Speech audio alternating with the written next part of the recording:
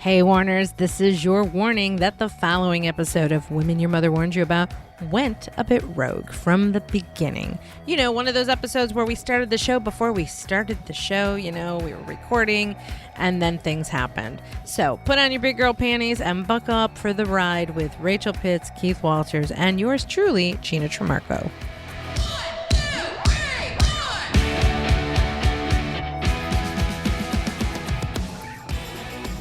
It's so funny because Dave always knows. He's like, I told Felix I need a warning label today. I just said, dude, just letting you know. Just letting you know. You're breathing heavy. I'm like, he's like, are you okay? Or are you just, that's how you're handling things? I'm like, that's how I handle things. Mm-hmm. I do it so much. I don't even pay attention that I'm doing it. Yep. Okay. Where's Zoom? Okay. All right. Well, it's time for another rogue episode of the Women Your Mother Warned You About, which means what the F are we talking about today? I'm starting now. It's cool. Yeah, it's cool. That's okay. It's cool. Good? Just leave me the fuck behind. It's fine.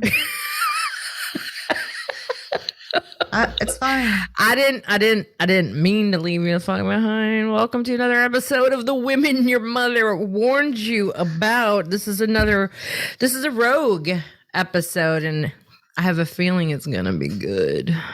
There's a lot going on. Yeah. So, listeners, if you're a new listener, welcome to the show. I'm Gina Tremarco, master. What am I? I do this all the time because we run so freaking hard. Master sales trainer at Sales Gravy, also the sponsor of this amazing show, the amazing Sales Gravy and the amazing Jeb Blunt. Here with me is my co-host, the amazing Rachel Pitts. And I am Rachel Pitts, creator of Your Ultra Fit Lifestyle, formerly known as the Singing Lender, but now I have actually shifted out of that role and into my longtime dream of owning a dance studio. So now I'm an owner and entrepreneur of Litchfield Dance Academy in Pawleys Island, South Carolina, as well as master sales coach at Sales Gravy. Well, welcome to the entrepreneur world. It's like, what was that movie where the mom and the daughter, they switch roles, something like that? I forget. Trading spaces, Freaky Friday? Trading lives. Was it? Freaky Friday. Freaky Friday. What? Yeah. Welcome to entrepreneur life. I'm sort of happy that I left it in a way, but it has, that world prepared me for everything I'm doing today, and I'm running harder than ever. Yeah. Roger that. Ditto that. So what should we hold on a second. I'm gonna have enough light. Oh. I'll keep talking. This is how a rogue show goes. We are unscripted, unfiltered, unplanned. But I looked at the calendar yesterday and I'm like, oh shit, we need an episode for next week. So here we are. This was the only time slot that you and I both had, even though it's still not ideal for me with my schedule today. But last night I was like, this is terrible, but I'm going to accept it because I'm pretty sure we need an episode. And I wouldn't have slammed it onto your schedule in less than 24 hours if we didn't need it. And people are waiting to hear from us every week. So this is just reality, right? Like we talk about it, it's real. This is real. This is our real world of women in business and women in sales. So what do we want to talk about today? And we'll keep it timely because I got the next thing to go to. I've got a great topic, and that is breathing. So funny you say that. Because in episode, what number is that episode? 30. The Game Changers. Yep. B-Sex. Mm-hmm. B-Sex was, we call it B-Sex, but it's really based on the book Game Changers that we love, which is episode 35. There we go. So in 35, we talk about Game Changers. It's actually it's the episode that when people are like, what should I listen to? It's really hilarious and also insightful. And Keith Walters is involved too. I actually had a long conversation with Keith just yesterday. About totally off topic subject. But in Game Changers, there's a lot of great information. And one of the sections that Dave Asprey talks about is breathing. And in one place, he talks about how you can actually reach a state of euphoria if you are controlling your breathing enough. And I was like, I buy into that, but I hadn't experienced it until recently. And full disclosure on where I'm at, I am currently at the time of this recording a little less than 2.5 weeks out from my next bodybuilding show, which means I'm in deep in prep. My calories and macros are super duper low, but I'm at about 1,100 calories, and I still lift for 2 hours every morning. And my current cardio protocol is 75 minutes of cardio 7 days a week. And then 1,100 is nothing, but it's really nothing with what you're doing. And then after 3:00, because of the dance studio, I teach dance for 3 to 5 hours every day. So there's a lot on my plate in terms of where I'm at. So when I'm in the midst of cardio, it's hard. It's hard. And what I've started doing, I just get really deep into my breathing, and I actually have started to experience this euphoria because of it. So I'll describe to you what I do. I'm very tuned into my music. Like, my playlist is life. I have about an 8-hour playlist that is on high rotation when I'm at the gym, but I get really into the music and I just count my breathing. I breathe in 4 counts. I breathe out 4 counts.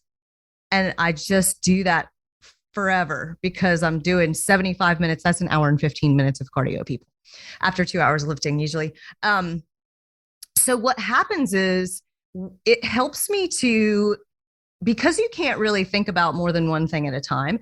When I'm counting to myself and I'm really focusing on my breathing, I stop thinking about how tired I am and how much I want to quit. And not saying those thoughts don't creep in, but I push them away by continuing to focus on my breathing. And I will tell you that sometimes, not all the time, but I strive to get into it. I reach a state of euphoria.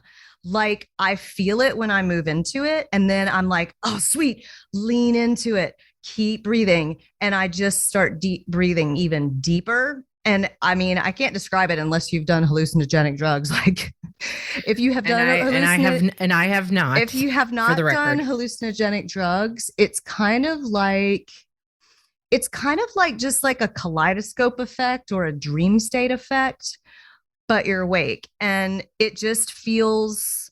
Do you have personal experience with that? Yeah. Mm-hmm. Okay, sure. I was curious. I've been sober for 9 years, but I've tried about every drug there is. So there's okay. That's one of the reasons I'm sober 9 years. But, hallucinogenics didn't really work for me. I was more of an uppers girl, but hallucinogenics, I usually didn't have a good experience. But in this instance, it's totally, I'm not taking any drugs right now. I don't take any performance enhancing drugs. I do use EAAs, which, if in your fitness world, it's just, pre-workout formula, but I don't take anything that makes me jittery or alters my state. It's just that the breathing, once you really dive super deep, it's incredible. Like, I don't think I'm describing it well, but there might be somebody out there who gets it. So I want to talk about this, the euphoria thing. Is this, from what I've maybe heard or read or assume, or the story I tell myself, the euphoria phase, is there like a biological, neuroscientifical thing with that because of the oxygen going in and out? Possibly. I'm not I bet you in Game Changers he describes it a little better. Yeah. So I should probably revisit that. Probably a dopamine effect. That dopamine hit that you get when, you go check Facebook and you have 100 likes on your photo, or also when you have an orgasm, that feeling of euphoria. And I'm not saying I have the feelings of an orgasm while I'm doing this breathing and running, but I do. Boy, that would be fun. No shit. Oh my God, what a stress relief that would be. Just breathing, and I would never. Okay, anyway, go on. No kidding. I would have to probably stop running, but But it's that, that sort of afterglow feeling when you do have an orgasm, Mm-hmm, that mm-hmm. feeling of just like everything is right in the world and you're at peace and you feel happy. That's the feeling. And like when I get there, it's almost like entering into another dimension. And I'm right there in the gym. It's induced by the breathing. And when it first happened to me, I was like, holy moly, this is what Dave Asprey was talking about, the euphoria state. He talks about doing it in a meditative state. But I'm here to tell you that it's working for me because I don't have a lot else to run on, right? I don't have a lot more other fuel in the fuel tank. So the breathing thing really gets me through, especially when I'm real tired, which I have been the last couple of days. Now I'm curious. So I had to go Google it. Googling. I had to Google this. The thing about it is it's very, very interesting. Like this whole journey with bodybuilding for me has shown me all of these. It's almost, I was texting my coach this morning, and coaches are very important in this sport for sure. I was like, I feel like I'm the closest I've ever been to dying, but yet I feel like I'm so alive. I'm the most alive I've ever been. It's like a very strange place to be when you're just really restricted on calories. And again, I mean, I have registered dietitians monitoring everything that I do. And when I say I'm not eating a lot, the calorie count is actually pretty low, but I eat about, I just finished eating 7 ounces of chicken and a cup of frozen peas, or I heated them up like peas and chicken and peas and chicken and peas. That's like what I eat right now. But I do eat a pretty substantial amount of protein. I just am very low on carbs right now and pretty low on fat. So don't think I'm starving myself, because I'm not starving myself. It's just the selection of what I'm putting into my body is very specific in terms of the macro counts. So anyhow, the thing that I have experienced so interestingly is like I hit these walls where I'm like, okay, I'm dying at the end of that lifting session because my coach has me doing like crazy stuff. And then I'm like looking down the barrel of 75 minutes of cardio and like going, how am I going to do this? So how many times I've hit the wall, and instead of just sliding down and slumping on the floor, I just lean into it and push it a little further. And then it's phenomenal what humans are capable of when they are able to control the mindset. And the breathing part really, really gets me through. It really gets me through, and it gets me through stress as well. I think Gina was mentioning before we started this podcast that, when she gets stressed out, and so do I, Roxy will notice because I'll be like, mm-hmm. just to try to calm myself down. Mm-hmm. And this breathing technique, I actually teach it in my Fanatical Sales Fitness course that is coming soon. And it's also what the military uses, like snipers use that 4-count breathing to calm themselves into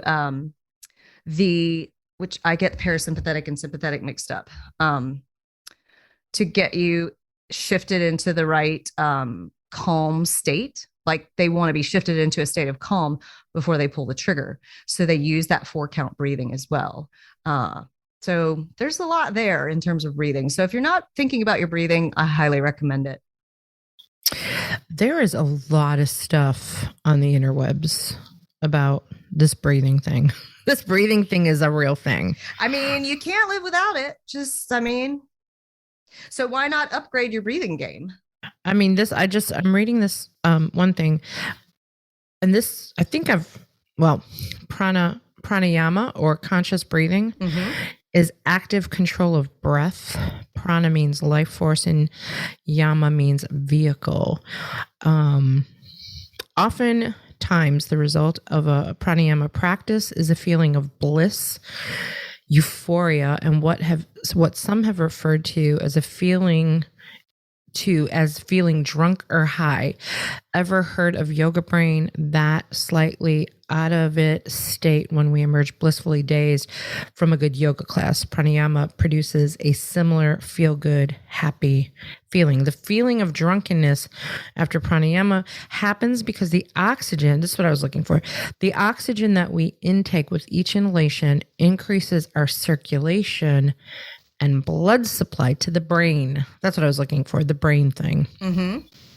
To illuminate this blissful effect, strengthen the lungs and help purify the body and calm the mind. Continue to practice pranayama regularly. The effect is similar to the one experience after being in an enclosed room and then going outside into fresh air. You'll feel refreshed, rejuvenated, and happy as a clam. Totally. That is exactly what I'm talking about. Mm-hmm.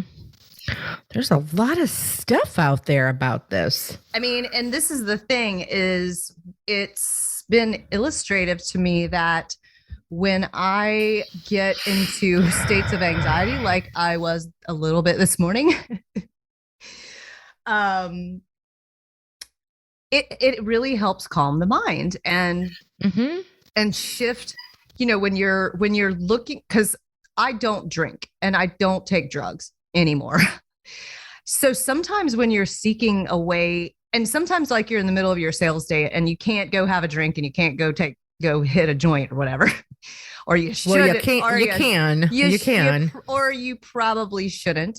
And you shouldn't, but I have known many a salespeople. Yes, I know. And doing the things. So you do have the option of just breathing. And that's part of why so many gurus and woo-woos out there recommend meditation, is because a lot of meditation is connected to the breathing.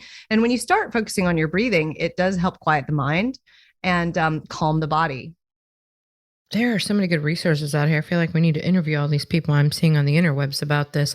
Well, it's funny because you said, I said, what do you want to talk about? You're like, breathing. I was like, that is so funny, because that's exactly what I was thinking before I walked into my studio. I'm like, I want to talk about how to catch my breath, because, and I'm way better at it now more than ever, because I don't have a choice, because emotional control is so important. And it has been, I don't want to say harder than ever. I think I've just been more intentional and conscientious and aware of emotional control techniques right now, because I literally was sitting at my desk before I walked into the studio.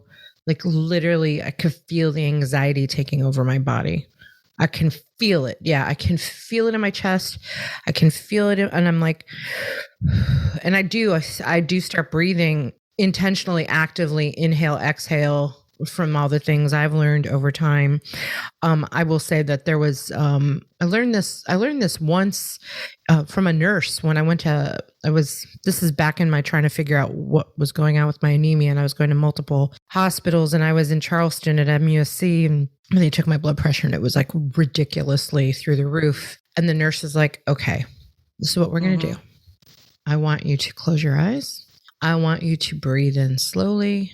Breathe out, breathe in slowly, breathe out. I want you to picture yourself on the beach with palm trees and the wind is blowing, and just breathe. And she literally walked me through that, and my blood pressure dropped instantly. And ever since that practice, ever since that moment, anytime I'm going to the doctor's office and doing my blood pressure, before they even put that thing on my arm, I literally like put my feet on the ground and practice that breathing slowly in and out. And my blood pressure has been normal for years now, because I just spend that time breathing. Now, I don't know what it's like the rest of the day when I'm not breathing. It's probably not good. Well, I can tell when I'm not, because what happens when we get stressed or anxious is we start to hold our breath, and we either hold our breath or we start to breathe really shallow, which basically starts you to hyperventilate a little bit. Yes. And it sends you into fight or flight. And Jeb talks about the fight or flight thing in every single one of his books, because that is the instant, like when somebody pisses you off, when somebody hangs up on you when you're trying to prospect, when your kid like mouths off to you, all those things creates that adrenaline pump. And then you start breathing shallowly, or you hold your breath. And you turn into the drunk monkey in the bad way, where you can't, your brain, all your blood flows out of your brain into your body and your limbs, so you can fight or flight and run away or kick someone's ass. And in the only way to reverse that is to calm yourself down and shift from, which one is it? I get the parasympathetic and sympathetic mixed up. So I know I look smart, but I cannot remember. You can't. I don't remember the difference. Oh, whoops. Well, hold on. Let me look it up then. Let's Google it. Google. What's the web say? So I get them mixed up, and I don't want to have this mixed up. But you can't really think when you're in the fight or flight. You just can't. Yeah, once the amygdala like alerts all the other things, you have to train yourself to like take back control. Seems, I always get it confused because it seems backwards to me. The sympathetic nervous system is involved in prepping the body for stress related activities. So fight or flight. So parasympathetic, fight or flight, you need your parachute because you're about to be stressed out. You need no, that's wrong. Shit, I got it wrong already. The sympathetic nervous system. So this is why it's backwards. Sympathetic nervous. The sympathetic sympathizes with you? Sympathetic is when you're stressed. Sympathetic is fight or flight. And it seems like you'd be sympathetic and calm, but sympathetic means you're in fight or flight. Parasympathetic is when you return the body to routine day-to-day operations. Because you put your parachute on. The parachute saves you. That's how we'll remember. Parachute saves you. There we go. The parachute saves you. So when you are in that fight or flight sympathetic state and the amygdala is firing up and you're there's no blood flowing to your brain because it's all in your limbs for you to run or kick someone's ass. You want to breathe a little bit, calm down, and then your body returns to that parasympathetic state. And you can, I can feel it immediately when I shift out of it. Cause for me personally, it feels like someone standing on my chest when I'm in the sympathetic fight or flight. It feels like I'm going to have a heart attack. It does. It does 100%. And that's why there are so many, people who have panic attacks, and they're not heart attacks, they're panic attacks. And I'm going to talk about that for a second because I've got some strong feelings about it. I have been known to have panic attacks. And the first time I had one, I thought it was a heart attack. And so that's how I was able to learn about what a panic attack is. And so that's good. So if you can be aware of it, then you can actually start to control it. It's rare that I have them now. I might have them once or twice a year, maybe, because I can feel my anxiety coming on and I can find ways to manage it or stop it or control it. So it's good to know what it feels like. Now, the thing that's annoying with that is there have been times where I've gone to, let's talk about when I had anemia and I didn't know I had anemia, and I went to an urgent care and said, I'm having these issues. My heart rate is up. I can't breathe, all these things. And they go right to, you must be having a panic attack. And I don't think they would ever say that to a man, no offense. But this, like when the doctor was like straight to, it must be a panic attack. I'm like, I know what a panic attack is. This is not a panic attack. My resting heart rate of 150, not a panic attack. So that was because this is interesting, because I had lack of oxygen. The reason why I had lack of oxygen is because I didn't have enough blood to carry the oxygen. So that's highly important. I don't know how we link back to that, but if you are anemic, anybody out there who's anemic, that doesn't help your situation, because that low blood it's not helping you with your circulation. It's not helping you with your breathing. Hey, Gina, what? You know what we need right now? What? What do we need? We need to hear from our sponsor, Jeb Blunt at Sales Gravy. Let's hear what he has to say. Hi, this is Jeb Blunt. There's a reason why thousands of sales professionals and top companies across the globe hone their sales skills at Sales Gravy University. You see, Cells Gravy University is different than most learning platforms. First, we have live courses taught in a virtual classroom by our master trainers that start almost every single day. And our e-learning platform is populated with hundreds of hours of sales training content produced by some of the top sales trainers in the world, including Gina's spontaneous selling course, which is worth checking out. Now, I've got some good news. If you've never taken a course on Cells Gravy University, if you're a new user, you can take your very first course for free. That's any course on the platform, absolutely free. Just go to learn.sellsgravy.com. That's learn.sellsgravy.com, or click the e-learning tab in the top menu at sellsgravy.com. Pick out your course, and when you check out, use coupon code FREECOURSE to get that course for free. That is free course to get your very first course for free. Well, and there's this other book. It's called The Body. It's like The Body, a user's guide. I've been listening to. It's super. If you are super interested in the human body, I think Keith Walters is the one that recommended. He always recommends the coolest books, and it talks about that the red blood cells and how they transfer oxygen, and it's really fascinating that creating fake blood is. They've been working on that for years and years and years, and they can't figure out the formula. That's why we have the Red Cross and everybody donates blood. There's some pretty fascinating shit in that book about when they first started figuring out blood transfusions. Woo! Some of the things like, let's try sheep blood in a human. Yeah, that didn't go so well, but oh gosh, I'm so happy I had never read that before. I needed an emergency transfusion. But how awesome would it be if they could create blood, so we wouldn't have to worry about donors? But they just have not been able to create the science that, because it's such a fragile system of the red blood cell carrying the oxygen molecules to the various parts of the body to replenish that oxygen from the lungs, that every time they create a synthetic blood substitute, the synthetic blood cell will carry the oxygen molecule a certain amount, but then it drops it and then it just doesn't work. So they can't figure out that magic of the human body. Some things just can't be duplicated. Yeah, it's I highly recommend that book. It's there's so much fascinating shit, because you really look at, like, there's not all that many, it actually doesn't take that many ingredients to make a human body.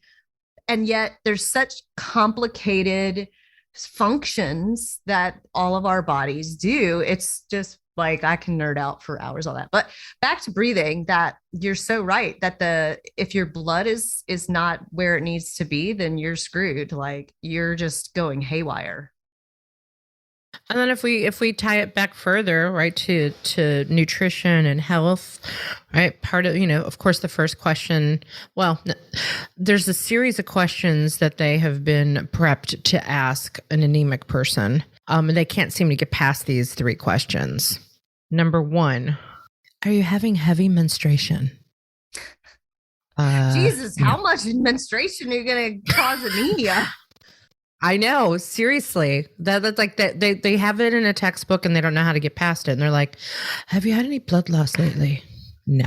Do you eat leafy greens? Yes. And that's it. That's all they got. They can't get. They don't know. They can't get past that. Years of medical school, and that's all they got. Yeah, I mean, I have researched it. I just kind of gave up and walked away, because all the research I've done on anemia has gotten me nowhere. And even my doctor said, there's a chance you'll never know why it happened, why you have it.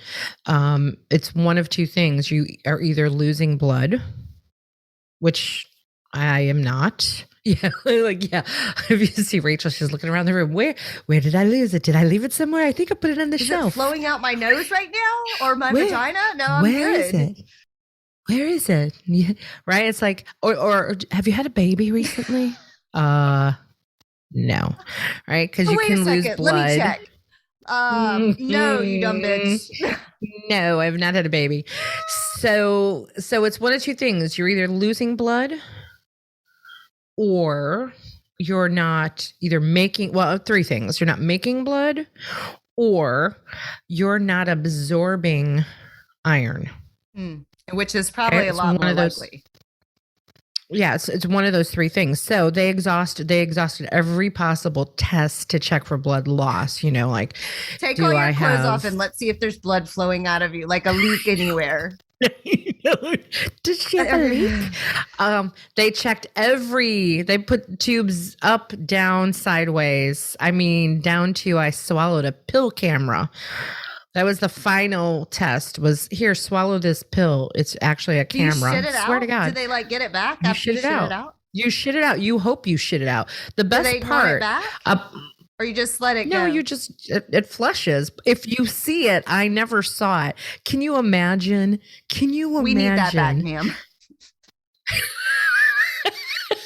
Can you imagine? They don't care. They are like, we billed you for it. It's fine. That'll be $9,000. My face? Could you imagine my face when they're like, okay, so they had talked me through. They had talked me through like, all right, so here are the tests that you can take to check for blood loss. We're going to stick a thing down your esophagus to your stomach and see if there's anything there, right? Like an ulcer or any of those things. Nope, nothing there. Although I had the pleasure of going into septic shock after that test because they apparently used not a clean utensil to check. Yeah, so I don't know if you remember that. I had to go to the emergency room for sepsis. I didn't know I was going into septic shock, so I got infected from that. So no blood loss, septic shock instead. Then they're like, now you have to do a colonoscopy to check the other end to see if there's any blood loss. Well, I wasn't real excited about taking that test after the septic shock experience, but I did. I flew to Chicago to do it because I was scared to do it where we live. And again, all clear. Seriously, all clear after they make Definitely. you. I've had many. I'm here to tell you, I've got Crohn's disease. And if you're passing blood from your behind, you know it because you turn around and you're alarmed because there's blood in the toilet bowl. Right. You notice that shit. Yeah. So yeah, you do notice that shit. You notice the blood anyway. So no blood anywhere. No, and then they're like, okay, one last thing, swallow this pill and the camera will travel down your body into the lower intestine, which is, the little tinier tubing that they got to go through because they can't scope you any other way with that. So that little camera goes through you and you wear this monitor. I had to go to the hospital. I went to MUSC in Charleston, swallowed the pill, and now I'm wearing this thing. You can literally see the pill traveling through my body on this monitor thing that I'm just strapped to my body. And I have to sit there for 8 hours in a hotel room or wherever I want to sit while it works its way through. And then you take the device back to the hospital and they study the footage, the video footage that's recorded on this thing. And then I'm like, well, what happens to the camera? And they're like, it'll come out the other end. And I'm like, and they're like, but don't bring it back. We don't want it back. You can keep that, with like your belly umbilical cord that you have from birth and your first tooth that you lost. Just put it over there together. Like, wait, the best part, right? She goes, the nurse says, now there's a chance that it'll get stuck and not come out. I'm like, okay. And then what? Well, it could cause some serious problems. It could create an obstruction in your intestines. I'm like, awesome. I'm so happy I just swallowed this thing. I never saw it come out. And $50,000 later, we can take it out for you. Right? So, I mean, it was always in the back of my mind. I'm like, is it still there? It's looking at me. I feel I feel like somebody is watching me. It just feels very close though. Like, I feel really weird inside. So anyway, we go off on a tangent, but sometimes that's what these rogue shows are for, is to lighten up the situation. But health is so important, and the anemia definitely set me back I'm still anemic. I don't know if you can say anemia is in remission. I don't know. Mine is like in remission. That I've come up with that term. There's no such like, term. What do they do? Make you eat more leafy greens and make sure there's no leaks? Yeah, I wish. So I'm just on constant iron, which I hate because that's not the healthiest thing for you. But when they took me off the iron, I instantly dropped. So the iron pills actually keep me at bay, basically. And not the best thing to be on iron every day of your life, but it's the only thing at this moment keeping me in check and keeping my hemoglobin where it needs to be. And I test at least twice a year, do blood work. And you can see in the blood work that my blood cells are not absorbing iron. My absorption rate or saturation rate, that's it. My saturation rate is really, really low. I don't know what any of that means. If there's any doctors out there that might know, you would think, hello, read my blood work. Can somebody identify what that means? Well, and I have great respect for doctors and nurses, but I do, especially from my experience with Crohn's disease, their job is to diagnose the problem. And then they have been taught certain solutions, or there's medical research that shows certain solutions, and their job is to present you with said solutions. Now, when I was dealing with my Crohn's, I did a lot of my own research of alternative medicine and was like, I came to my doctor and I'm like, hey, I found this, that if I eat a certain way, or maybe I figure out what my trigger foods are, then that'll help. And he's like, doesn't matter what you eat, you're just going to be like this forever. And I was like, respectfully, I am going to go my own path with this. And I am still on meds for Crohn's, which when I went off, I thought that I could go off my meds and be fine, which that didn't really work out. But I do avoid certain foods because they do trigger me. Yeah. And also alternatively, there's a lot. I'm actually another book. I sort of read a lot of books at one time. Bless. I don't know how you do that. Well, sometimes it's just certain ones are too heavy and I just can't, it's too much for my brain. But one that I'm on right now that is pretty heavy that I take in small bites is called Becoming Paranormal.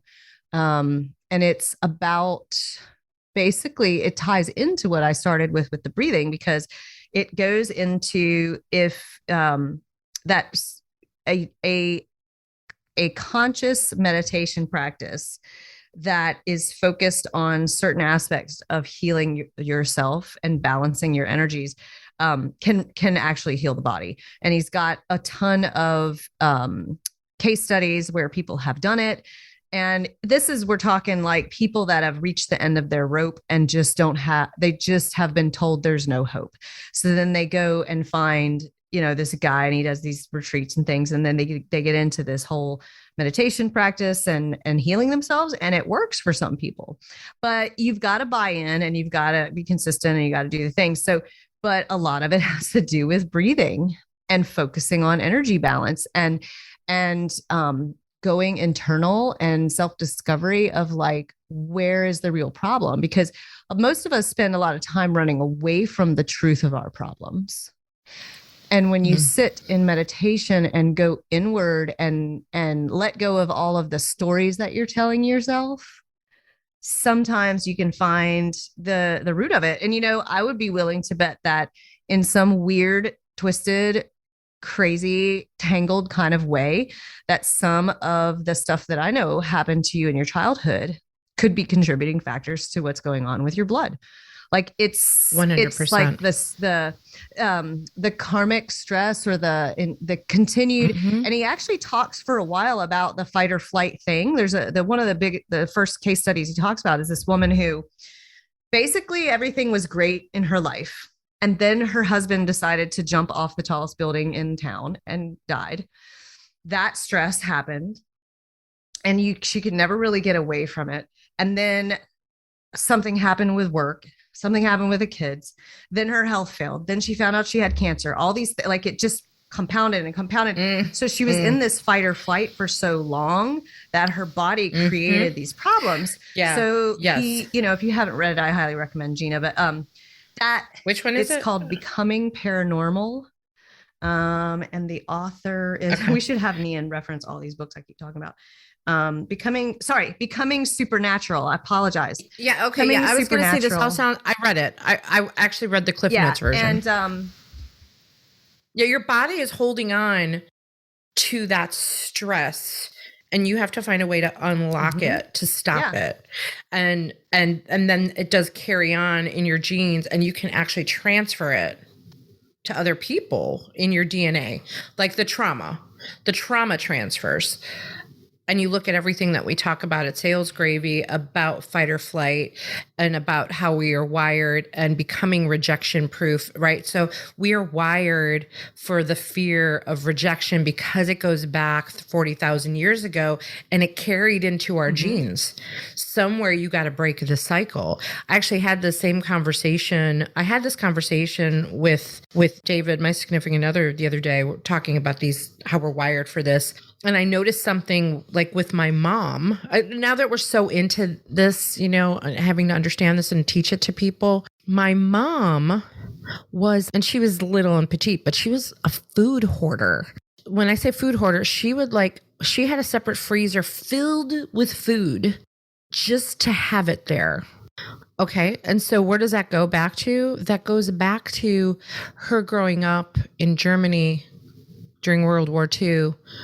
And it was all about food rations, like food ration tickets. Like sometimes they didn't have food. They waited for their ration ticket. I've heard all the stories from my aunts and uncles to go get a loaf of bread with a ration ticket. And so that created this thing in my mom that she never, ever wanted to be without.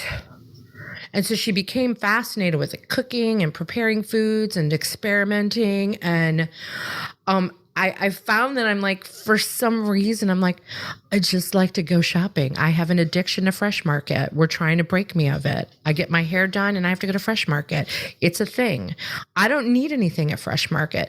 For those who don't know Fresh Market, it's like going to Whole Foods. We don't have one of those here in Myrtle Beach area. So Fresh Market to me is like, I just feel like I need these things in my refrigerator. It makes me feel complete. Legit though, Fresh Market is bomb and it's fun to go there. It's the bomb. But I'm like, what is wrong with me that I have this thing? And I'm like, could I have actually inherited that? Yes. Yes, I could have inherited it. It did pass in my genes and now I get it. Mm-hmm. So there's interesting research in the Becoming Supernatural book where he talks about, so there's a woman who gets, I think it's a heart transplant. And as shortly after having the heart transplant or whatever organ that she had transplanted, she started having these really weird cravings for like certain foods that she really never ate. And certain like mannerisms, even to the point of how she walked, that her child noticed how she carried herself had shifted because and then when she found out and located the donor's family, it was an older teenage boy, like 18, 19-year-old boy who passed away, and she received the organ. And lo and behold, like he used to eat a lot of whatever the particular food, and he had certain phrases that he would say, and he was a guy, so like the gait that she took on, she started moving in a little bit more of a masculine type of way that was unlike her. That was a result of having, that transfer of the DNA of the other person. Isn't that trippy? That is so trippy. Yeah, it was like she just suddenly had these cravings for, maybe it was like cheeseburgers or something specific, a couple of specific things that when she spoke to the young man's mother, she was like, oh yeah, he used to really eat that a lot. Yeah, so these things are baked into our DNA. Mm-hmm. And the anxiety that we have, or the stress that we have, or how we can, manage things, we can pass this on. I'm not passing it on to anybody because I don't have any children, but I can pass it on because emotions are contagious. Like I can pass on certain things that way. So mm-hmm. just to be better at managing it, these are things that we need to think about to be more effective in our jobs, to be more effective in our personal lives, to really pay attention to that, to take the time to breathe, for your own health, but the health of others around you who have to contend with you. A couple nights ago, I had a nightmare. And when I say nightmare, it's like usually my nightmare, when I say nightmare, typically it's my father shows up in the dream. And I call it a nightmare because in the dream, he's alive.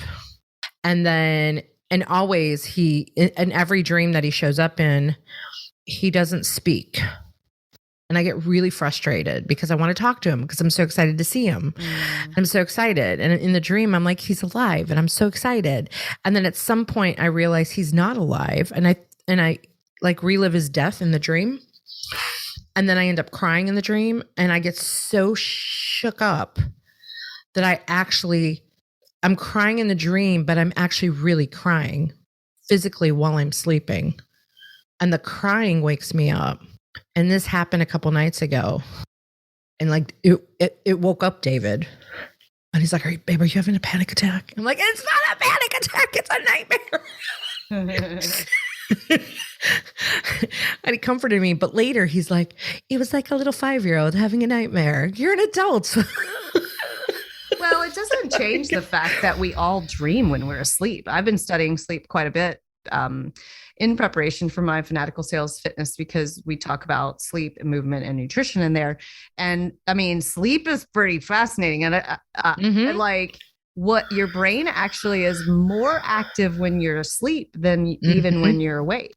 Yeah. Because I basically describe to my dancers that when you sleep, your brain is processing all the information and putting everything it's like having like a whole bunch of papers all over your desk and stacks of receipts over there. And these things you wrote down and the thing you put to the side that you wanted to get to. And, your brain just files all that away and organizes the information. And that's why sometimes when it's better to sleep on something so that you can process better because you just don't have all the information organized and your brain does that. Do you know if there's anything that can be done? Like I gratitude journal in the morning to set the tone for my day.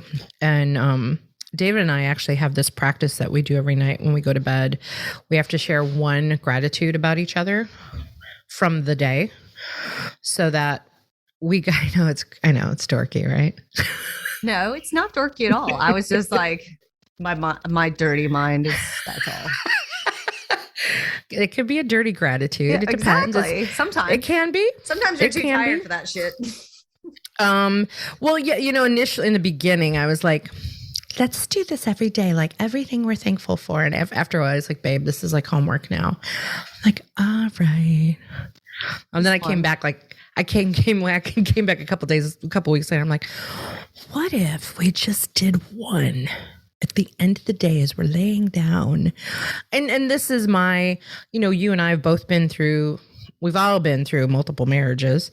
Well, not multiple, collectively multiple marriages. And the one thing I learned was I want to do things differently. I want to practice things differently with all my relationships.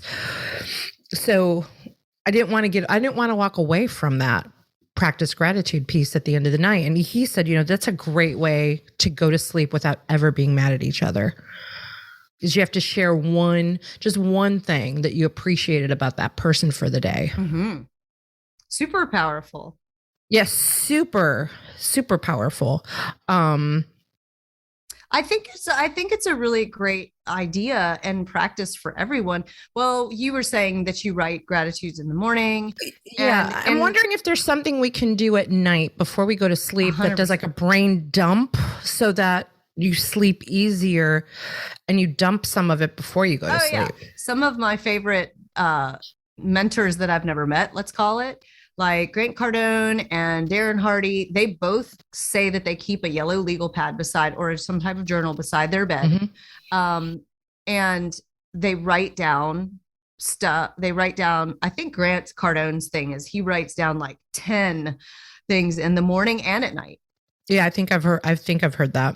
Mhm. Just I mean, it is important to let that go, so that you are not, like, I'm sure everybody's had the experience where some shit goes down and you either relive it, or you like or you like relive over and over what you would say or what you would do. Like, Mhm. somebody that pissed me off, which, am I taking a golf club to this person? Am I going to strangle them? Am I going to just like say something mean? Like, all the different crazy things when you're mad or upset. Or, everything that we worry about is based on our past experience and our expectation that it's going to be like that. But you don't really know how shit's going to work out. So the best idea is what Gina's talking about, which is just like dump all that shit and focus on gratitude. Because I think in this world right now, we really have fallen into this like state of entitlement and feeling like we're just have it so bad because there ain't no fucking toilet paper, things like that, that just don't matter as much as how this is actually the best time ever to be alive in the world. So much opportunity with the internet. There's so much opportunity now to be able to work from home and virtually. Like, side note, go get all of Jeb's books about virtual selling and virtual training, because they're amazing, because the world that we live in now has shifted. Now you don't have to fly across the country to meet somebody.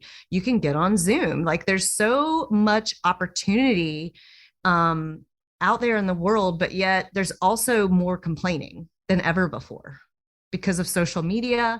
And there's so many ways that people can offend us. That was me breathing. Yeah, by like somebody accidentally clicked a frowny, like a frowny face or an angry face rather than a heart on your Facebook post. Like, shit like that happens. People, yes. Like, I've seen it before where I had posted something and somebody obviously accidentally like put a mad face on something, like, it's just, there's just so many different ways to be offended. So I challenge you guys to do what Gina is suggesting, which is at night, whether it's to yourself or to your significant other or to your dog, just find one thing you're grateful for at the end of every day, and you will go to sleep better. It does make a difference. I mean, that dopamine effect of like hearing the thing that mattered to the person in your life.